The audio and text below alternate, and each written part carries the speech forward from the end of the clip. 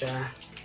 Yan. So makita nyo dyan, iba yung tela niya. So hindi siya yung parang cotton, parang silk yung dating eh. So check natin siya. Kung ano yung pinaka-design niya. Yan yung pinaka-design niya guys. So nakalagay. So barber shop. Yan. So barber shop. Tapos may mong ganyan. Nice. Cool. Ganda ng tsura.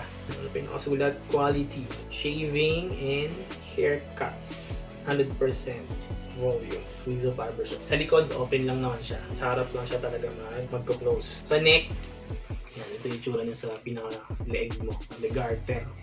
Ini-clip lang siya dito. Pagdikitin na ganyan. Yan. Try natin siyang ilagay guys. Ganyan parang ganito. Tapos magugupitan ka. Yan. Parang ganyan. Malaki din yung itsura niyo. Malaki din siya. Umupo ako habot na sa paa. Ang importante lang naman is pag tumama yung buhok, pagkagupit, is mag-slide lang siya pababa. So yan. So para hindi ka kapit sa damit pagka naggupit ka or sa katawan mo.